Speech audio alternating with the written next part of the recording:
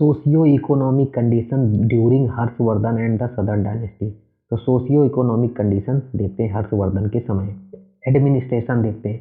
Harshvardhan govern his empire on the same line of Gupta. जैसे गुप्ता लोग चलाते थे अपना एम्पायर, ऐसे ही हर्षवर्धन ने चलाया। बेसिक यूनिट था एडमिनिस्ट्रेशन का वो विलेज था। ठीक है, आगे देखते हैं। तो officer under king became hereditary. देखो, इस किंग के अंदर जो ऑफिसर की पोस्ट थी हेरिडेटरी। हेरिडेटरी मतलब होता है पापा के बाद वही पे पोस्ट बेटे को मिल जाएगी सन। तो हर्षवर्धन देखो हरिसेन एक इसके कोर्ट में था। ठीक है, उसको उसकी पोस्ट क्या थी, चीफ जुडिशियल ऑफिसर की। ठीक है, और जबकि हरिसेन के पापा इसी पोस्ट पे जॉब किया करते थे। ठीक है, तो वो इसको मिल गई। अच्छा, उस समय एक पर्सन को एक से ज़्यादा पोस्ट पे काम कर सकता था। जैसे यही हरिसेन जो है ना, ये क्या करता था, इसके पास दो पोस्ट थी, कुमार मात्या एंड संग्रह विग्राहिका। तो दो पोस्ट भी कर सकता था ये काम। एक श्रेष्ठी, उस समय श्रेष्ठी किसको कहते थे, चीफ बैंकर या मर्चेंट को। ओके, सार्थावहा ये लीडर ऑफ मर्चेंट को कहते थे, मर्चेंट कार्मा। प्रथा माकुलिका ये चीफ क्राफ्टमैन होता था। कायस्ताज हेड ऑफ स्क्राइब होते थे। ये कुछ हर्ष के समय इंपॉर्टेंट ऑफिसर वगैरह हुआ करते थे। आगे देखते हैं। मेंटेनेंस ऑफ पब्लिक रिकॉर्ड, ये हर्ष अंपायर का काफ़ी इंपॉर्टेंट फीचर था। ये पब्लिक रिकॉर्ड को मेंटेन करके रखते थे। आगे देखते हैं। इकोनॉमी कैसी थी, 1/6 ये टैक्स कलेक्ट किया करते थे, ये इनके रेवेन्यू का सोर्स था। और कहाँ कहाँ से टैक्स लाते थे, पोर्ट से, ठीक है, और माइन से कुछ ट्रिब्यूट वगैरह मिल जाता था, वहाँ से इनको टैक्स आता था। उसके बाद एक्चुअली हर्ष के समय ना ओवरऑल ट्रेड और कॉमर्स थोड़ा डिक्लाइन हो गया था। अभी डिक्लाइन ही हो जाएगा, इतना सारा उधर से हुन का टैग ये सब। ठीक है, और रोमन अम्पायर एक था, रोमन अम्पायर भी ख़त्म हो गया था लगभग इस समय।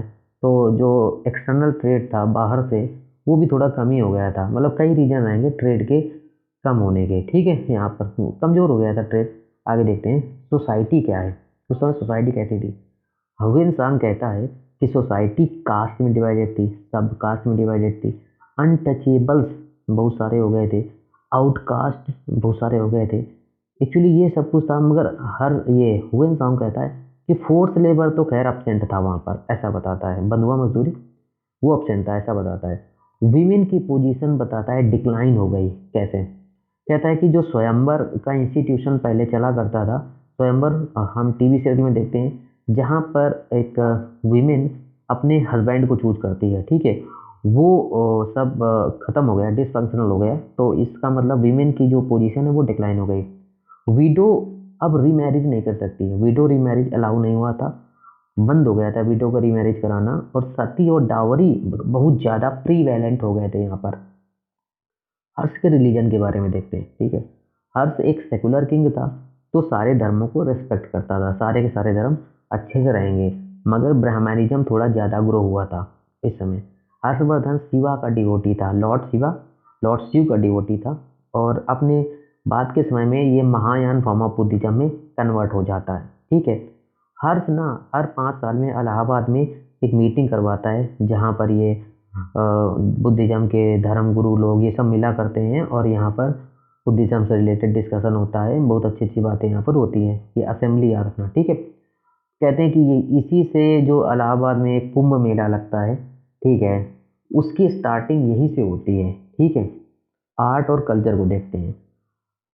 पैट्रोन ऑफ आर्ट और लिटरेचर का पैट्रोन था हर्षवर्धन। ठीक है, हर्षवर्धन के यहाँ देखो कोर्ट पोइट कौन था, बाण भट्ट, मयूर, मतंगा, ओके, दिवाकारा, ये सब ऐसे इसके यहाँ ये मतलब कोर्ट पोइट राइटर ये सब रहा करते थे।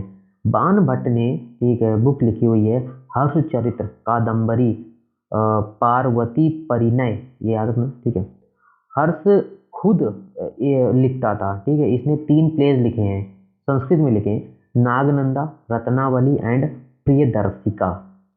हर्षवर्धन, ठीक है, हेल्ड 5 ईयर डोनेशन, 5 ईयर ना, 5 ईयर में डोनेशन दिया करता था। प्रयाग में जब असेंबली होती थी, वहाँ पर अपने कुछ इम्पोर्टेंट ऑफिसर को, लोगों को ये दान दिया करता था। ठीक है, तो याद रखना, स्कॉलर्स को देता था, रिलीजियस लोगों को देगा। ठीक है, ऐसे इसी के समय एक टेम्पल बनवाया गया था जिसका नाम था brick temple of Lakshman at Sirpur में बनवाया गया था हर्षवर्धन के समय। तो हर्षवर्धन का टॉपिक यहीं से ख़त्म होता है। और नॉर्थ इंडिया की जो सबसे बड़ी डायनेस्टी थी बाद की, मतलब हिंदू डायनेस्टी, ये फिनिश होती है। इसके बाद जो नॉर्थ इंडिया में आएगा वो मुस्लिम इन्वेजन देखेंगे, वो मिडीवल का पार्ट होगा।